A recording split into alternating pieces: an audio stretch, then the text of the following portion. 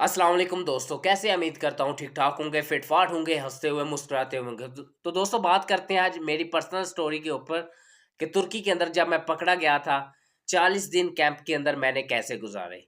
वो 40 दिनों की स्टोरी आपके साथ शेयर करूँगा, बहुत इंटरेस्टिंग फैक्ट भी इसके अंदर है और मुझे खाने को क्या मिलता था, तुर्की कैंप के अंदरूनी मामलात कैसे होते हैं, तुर्की जेल का सिस्टम कैसा है, खाने-पीने को क्या कुछ मिलता है, अच्छी खुराक मिलती है, नहीं मिलती, पुलिस वाले क्या सलूक आपके साथ करती है, तुर्किश पुलिस क्या आपको जेल या कैंप के अंदर मारती है और इसके बाद आपको कैंप के अंदर क्या कैद-ए-बा-मुशक्कत भी दी जाती है।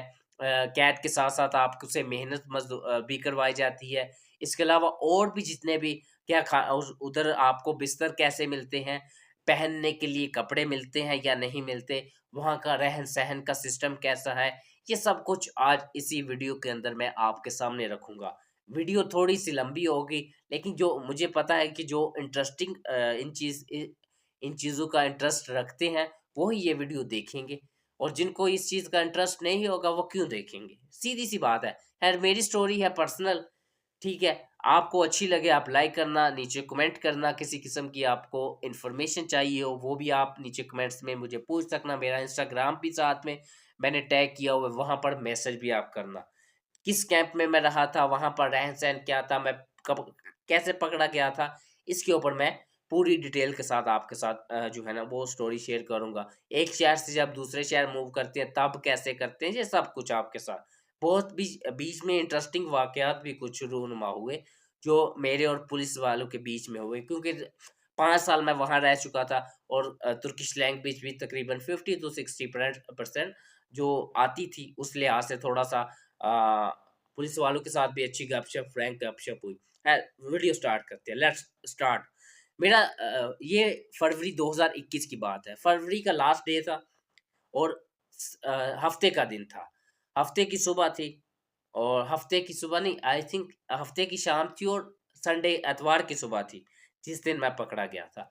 मैंने एयरपोर्ट के ऊपर एक दोस्त को लेने जाना था और सुबह का टाइम था, मैं काम से छुट्टी की। तुर्की के अंदर जो रात है ना वो काफ़ी लंबी होती है, जो है ना नाइट होती है। पाकिस्तान में तो फिर भी 7 बजे सुबह सूरज निकल आता है। तुर्की के अंदर 8 बजे जाकर सूरज निकलता है। ठीक है, मैंने 7 बजे छुट्टी की, 1 घंटा पहले मैंने छुट्टी ले ली थी और जब मैं निकला था तो बाहर अंधेरा था। अकेला उस वक़्त जुज़वी लॉकडाउन चल रहा था। कोविड के बाद अभी तक तुर्की के हालात उस तरह स्टेबल नहीं थे, 2021 फरवरी की बात है। जुज़वी लॉकडाउन चल रहा था, बाहर अंधेरा था और क्योंकि संडे वाले दिन सैटरडे संडे वीकेंड होता है तुर्की में। मैं जब बाहर निकला तो बायराम पाशा का जो मेट्रो स्टेशन है वहाँ पर जो है गाड़ी पुलिस की 2 गाड़ियाँ खड़ी थी फेस टू फेस, आमने-सामने। अब जो एक जो बायराम पाशा मेट्रो थी उसके गेट के इस तरफ और एक इस तरफ। अब मैं दूर से देख रहा हूँ कि अगर पुलिस वाले मुझे बुलाकर पूछे कि भाई साहब आप किधर से जा रहे हो? मेरा एक माइंड किया कि उसके दूसरे गेट से मैं एंटर हूँ। लेकिन दूसरा गेट जो था वो क्या था वो भी घूम कर उन्हीं के सामने से ही मतलब जहाँ पर बंदा गाड़ी पे वो बैठे हैं उसको नज़र आ रहा होता है। मैं फिर सोचता हूँ अगर उधर से गया तो अगर इन्होंने ना भी रोकना हुआ इधर से, तो उधर से मुझे लाज़मी रोकेंगे। मैं मोबाइल निकाला अपने ध्यान मोबाइल यूज़ करता-करता गाड़ियों के बीच से गुज़र के मैं मेट्रो के अंदर मैं मेट्रो कार्ड लगाया, अंदर स्टेशन के चला गया।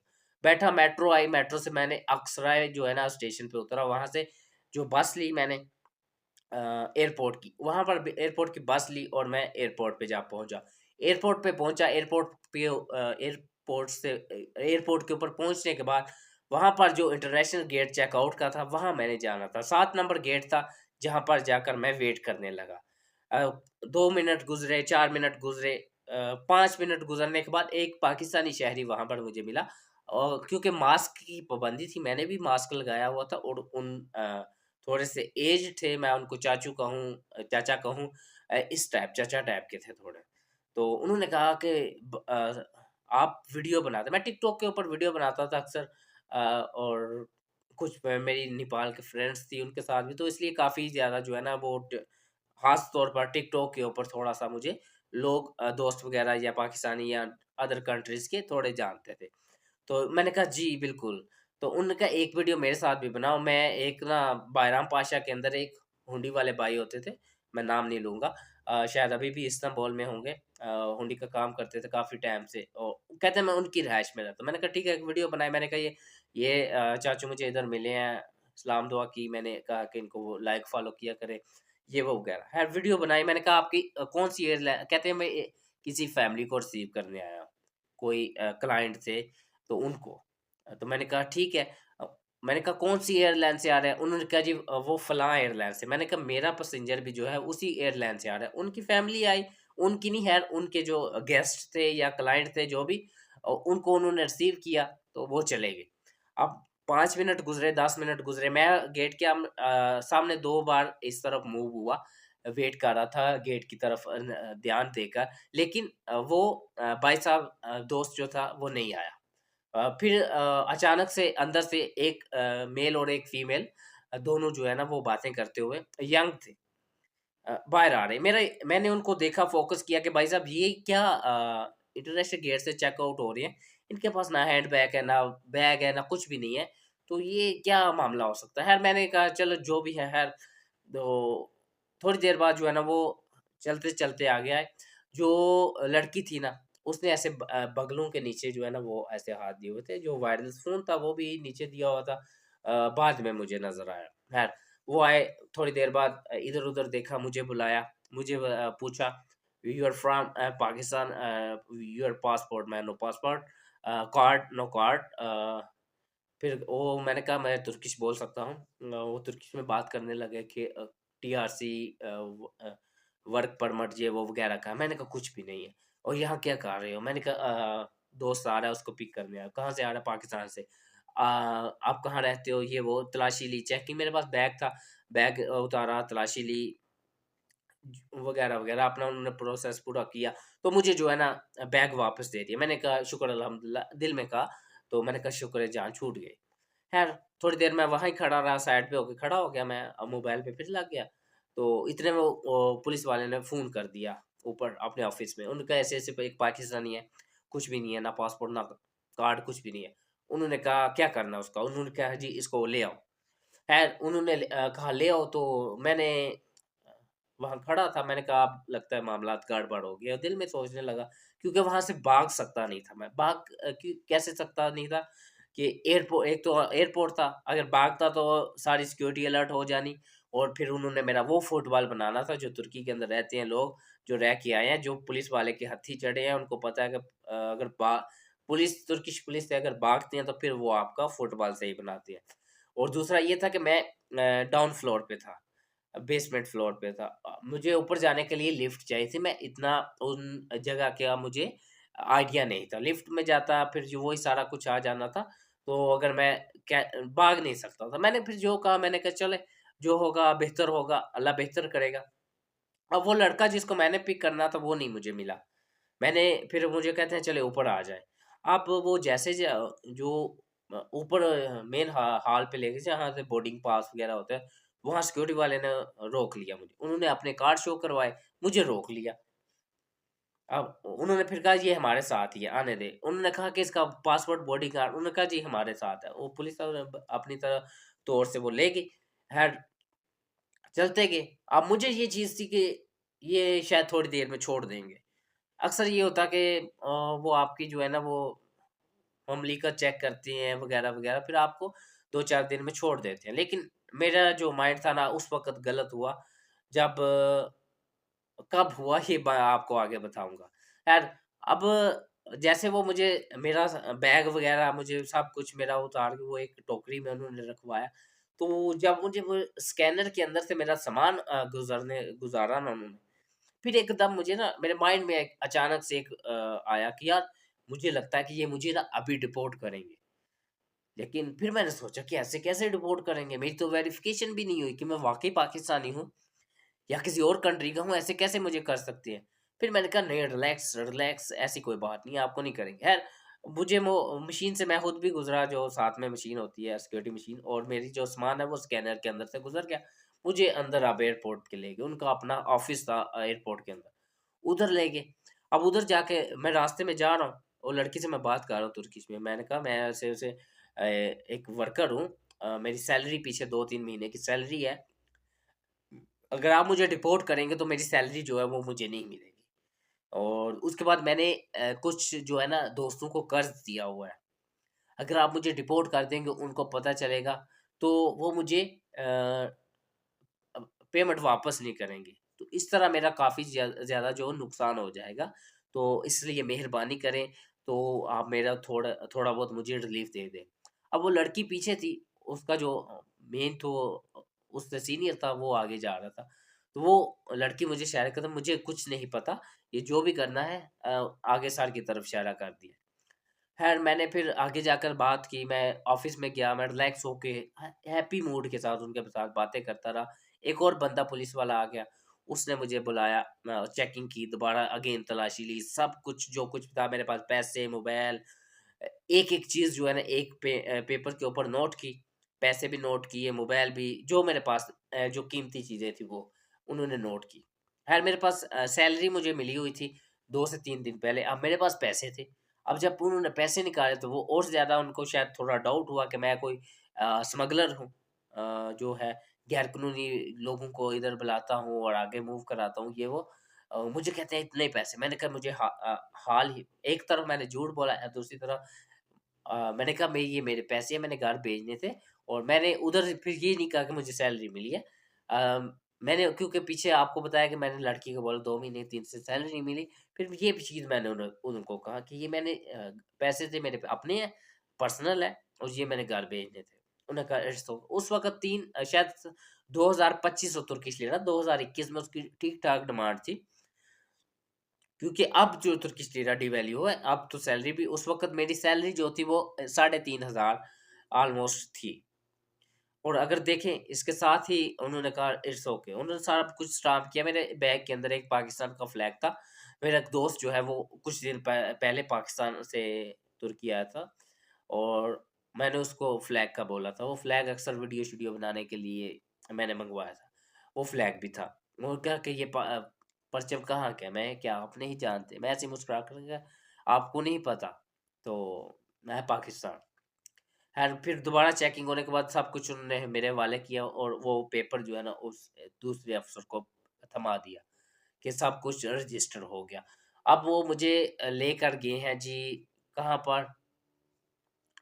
दोबारा से मुझे लेके जा रहे हैं बाहर। अब एक जगह था, दफ़्तर था, उधर मुझे बिठाया, फिर मुझे कहते हैं तुम्हारे पास कोई चाकू-छुरा तो नहीं है? मैंने कहा नो, अगर आपको डाउट है तो मुझे तलाशी ले लें। मैंने कहा मैं ऐसा कोई चोर, डकैत, डाकू नहीं हूँ।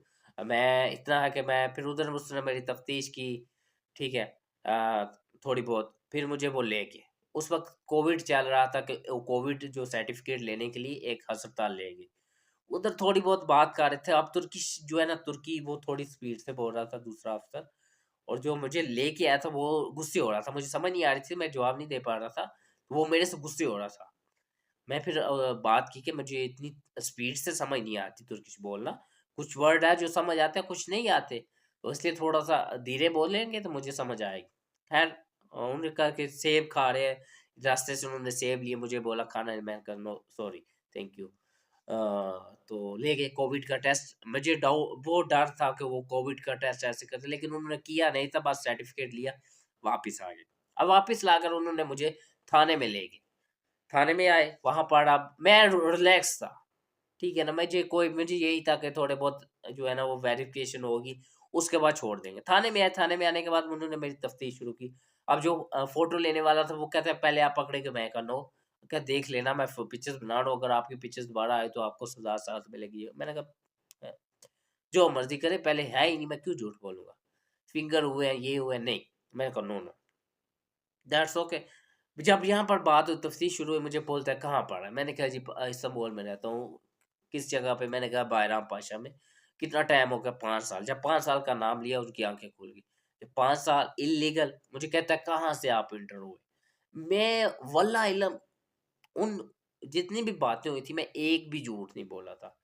शायद मेरा दाना-पानी उधर से उठ चुका था। मेरे पास एक दोस्त की खिमलिक थी, जो है ना पिक्चर्स थी, उसकी वो मेरी हम-शक्ल था, मिलता-जुलता था।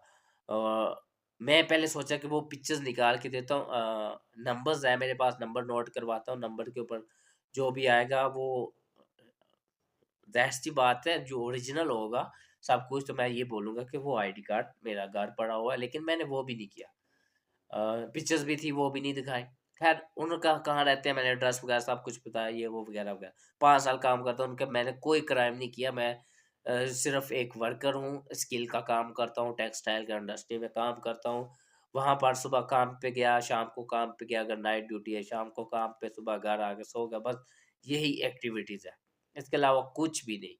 कोई नशा वगैरह नहीं, कुछ भी ऐसा-वैसा नहीं, कोई एक्टिविटी ऐसी नहीं है। कभी ये चीज़ें नहीं की।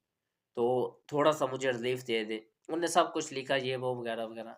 लिखने के बाद मुझे थाने में बंद कर दिया। अब उस वक़्त फर्स्ट टाइम था जब उन्होंने मेरा मोबाइल मुझसे ले लिया। अब थाने के अंदर मेरा पहला दिन था। उधर कुछ और लोग थे, कुछ इराक के थे, ईरान के थे, उसके बाद क्या एक नाम है जहाँ जंग लगी हुई है अभी, अ, यार रशिया के साथ, आई थिंक नाम यार मेरे माइंड से निकल गया, इतना दिमाग में घूम रहा है। वो 2 लड़के, 2 बंदे उधर के थे। एक यंग बॉय था, एक थोड़ा ऐज में था। ठीक है। तो वो थे। वो हम उधर पकड़े हुए हैं, और अफ्रीका का भी 1-2 बंदा था काला। अब पहला टाइम था, मैं बहुत परेशान था, मोबाइल नहीं था, शाम टाइम गुज़रने को नहीं आ रहा, कुछ पता नहीं है क्या हो रहा। ख़ैर एक टाइम गुज़रा, शाम हुई, रात थोड़ी बहुत आँख लगी, कभी लगी ना लगी, थाने में थोड़ा-सा दिन मुश्किल गुज़रा। एक दिन गुज़रा, संडे आ गया, संडे को आपको पता है वैसे ही क्लोज़ होता है, मंडे वाला दिन।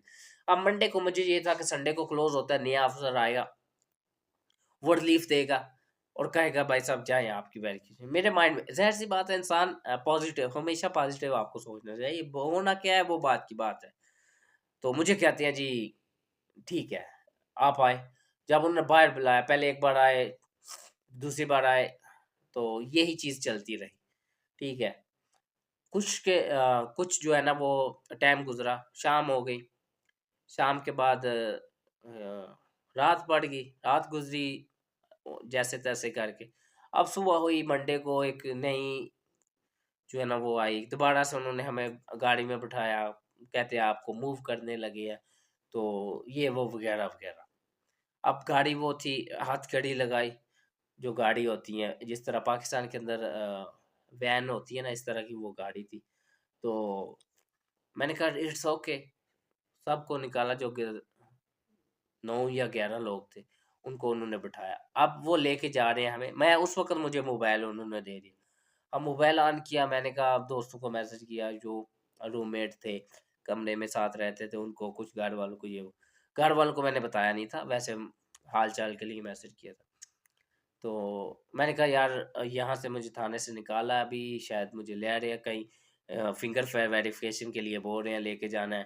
तो अगर हो जाते हैं तो शायद क्या पता 1-2 आज, नहीं तो कल मैं आ जाऊँगा वापस। उन्होंने कहा अच्छा चले ठीक है।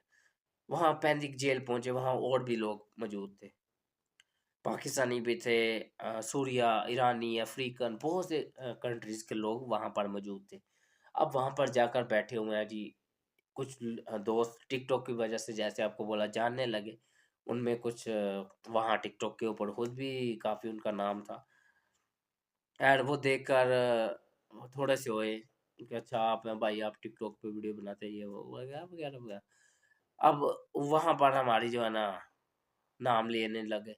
अब नाम लेने के बाद उन्होंने कहा भाई साहब आ जाएँ, आपको ऊपर ले गए। वहाँ पर गए, उन्होंने हमारा, मेरे पास बैग था, जितना जिनका सामान था उनका नाम वगैरह लिखा, ये वो सब कुछ उनका एक बॉक्स में लगाया, वो सब कुछ ले लिया। उस वक़्त मोबाइल मेरे पास लास्ट टाइम था, उसके बाद मेरे पास से मोबाइल ले लिया गया।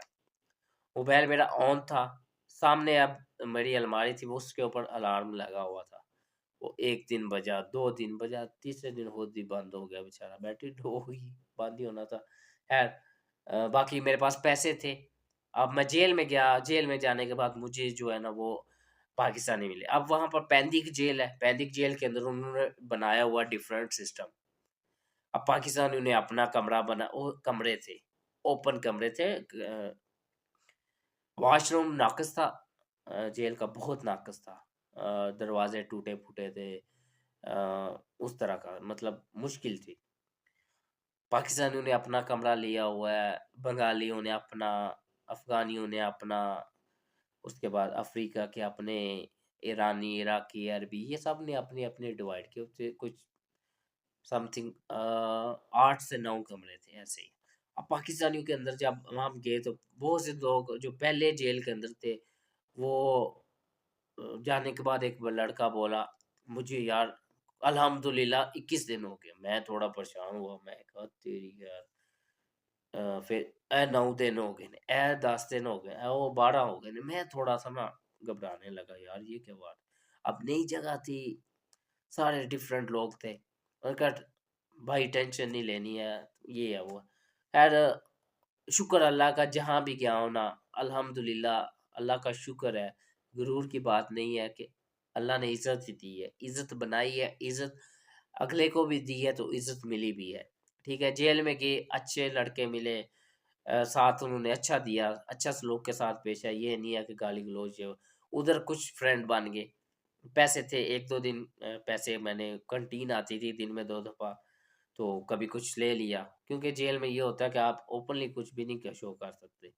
आपके पास पैसा जितना आपने सँभाल के रखना है, उतने आपको बचना है। तो ये थी, मुझे पहले दिन, दूसरे दिन ये चीज़ समझ नहीं आई, तीसरे दिन मुझे एक दोस्त ने कहा, "यार ऐसे नहीं करो, पैसे साइड लाइन लगाओ, बोलो बस ठीक है ये।" कभी एक ने बोला मुझे सिरकट की डब्बी ले दो जो पुराने थे, कभी यार 50 लीरे हैं, खैर दिए। उसके बाद 1 दिन गुज़रा जेल में, 2 दिन गुज़रा, जेल में 2 टाइम खाना मिलता था। ब्रेड साथ में होता था जैम जो नाश्ते में होता था, चॉकलेट छोटी-छोटी डिब्बियाँ बनी होती थी और इस तरह का कुछ होता था। वो 12 घंटे बाद मिलता था, ठीक है? सुबह 10 बजे मिला, रात को 10 बजे मिलना, उसी के अंदर आपने दिन जो है ना 3 टाइम करने, 3 टाइम करने, अगर किसी ने नाश्ते में कुछ बचा लिया तो वो दिन को खा सकता है, अगर उसको भूख लगी है, अगर सारा कुछ खा लिया है, तो फिर उसने रात 9 बजे तक कैंटीन आना है, कैंटीन आपके पास पैसे हैं तो आपका गुज़ारा होगा, नहीं है तो फिर आपने रात वाली रोटी का जो है ना वो करना। 2 ब्रेड होते थे और छोटे ब्रेड होते थे। उसके बाद कुछ खाना काफ़ी बेहतर था जेल का, लेकिन मिलता 2 टाइम था। उसके बाद आ जाता है, अ, 8 से 9 दिन गुज़रे। रोज़ाना उधर पर क्या होता है कि कुछ लोगों को सर्विस मिलती थी, कार्ड मिलकर वहाँ पर उनको छोड़ दिया जाता था और कुछ लोगों को वहाँ से निकाल कर कैंप के अंदर मूव किया जाता था। अब वहाँ पर बहुत से लोग जो है कैंप की, बहुत से कैंपों की उनको इन्फॉर्मेशन थी कि कौन-सा कैंप अच्छा है, कौन-सा नहीं अच्छा, उधर ना भेजें, उधर जाएँगे मसला होगा। अब वहाँ पर तकरीबन डेली बेसिस के ऊपर 15-20 लोगों का नाम आता था, मुख्तलिफ डिफरेंट कंट्रीज़ के अंदर से, जिनको छोड़ना था, कुछ को मूव करना होता था। अफ़गानियों को तो पहली रात ही मूव कर देते थे कैंपों के अंदर या डिपोर्टेशन के लिए। तो अब रोज़ाना जब आवाज़ें आनी शुरू होती थी, तो एक आस लग गई कि आज शायद सुबह मेरा नाम भी आ जाए, सर्विस मिल जाए, वहाँ पर दोबारा मुझे एक पेपर मिल जाए। लेकिन 1 दिन गुज़रा, 2 दिन गुज़रे, 9 दिन गुज़रने के बाद नाम नहीं आया। अब जब जो 10वाँ दिन था ना, 9वाँ दिन था, सॉरी 9वाँ दिन था, उस वक़्त पाकिस्तानियों के नाम लेना शुरू हो गए। तो अब उन्होंने कहा जी, जी कैंप में जाएँगे। अब उस वक़्त मैंने क्या सोचा कि यार मेरा नाम काश ना आए। वो उसका भी आ जाए, वो बाहर, वो बाहर, वो बाहर, वो बाहर। ले रही है नाम, मैं पीछे गली में खड़ा हूँ, मैं सोच रहा हूँ मेरा नाम नहीं आ रहा, चले। तो बाद में जो है ना, मेरा नाम भी ना किसी ने, लड़के ने सुना, लेकिन मैंने नहीं सुना। मेरा शायद ध्यान था क्योंकि शोर मचा हुआ था। तो उन्होंने कहा वो भी जा रहा है, बैग उठाया अपने, बैग नहीं सॉरी, अपनी कोई चीज़ है तो वो उठा के लेके जा रहे हैं, चलो जी बाहर चलो। बाहर से अपने जो है ना चीज़ें हैं वो ले रहे हैं, पूरी कर रहे हैं। तो उन्होंने कहा नहीं तेरा नाम भी है। मैंने कहा अच्छा।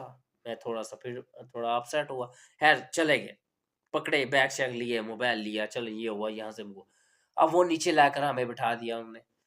नीचे अब इंतज़ार हो रहा है बस का, बस के अंदर वो लेके जा रहे हैं, बस के अंदर बिठाया जाकर उन्होंने, सिक्योरिटी फुल अलर्ट है, पुलिस के हवाले हैं, अभी पुलिस कस्टडी में है, हम पैनिक जेल से निकल कर बस में सवार हुए और 9 दिन के बाद दोबारा जो है ना बाहर की हमने हवा ली।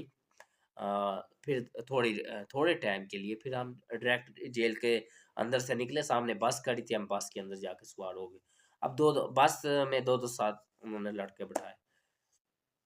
अब वहाँ से जो है ना वो काफ़ी पाकिस्तानी, कुछ पिछली जेल में से लाए, कुछ और जेल से, कोई थाने से, कोई अदर कैंप से, वो लेके आए। वो काफ़ी, तकरीबन एक बस फुल हो गई। तकरीबन हाफ़ से थोड़ी-सी ज़्यादा बस जो है ना वो पाकिस्तानी तारकीन वतन के लिए की होगी।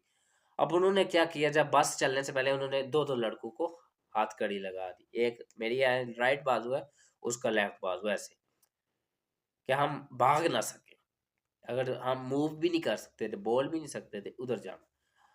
अब हमारा सफर शुरू हो गया, हमें लेकर जा रहे थे आइदन कैंप। आइदन कैंप जो था, अब वहां पर उन्होंने लेके जाना था। अब क्योंकि हमने रास्ते में एक जगह पर स्टे हुआ, और अब जब स्टे हुआ तो मैंने जो है ना थोड़ा सा मैंने कहा वॉशरूम जाना है।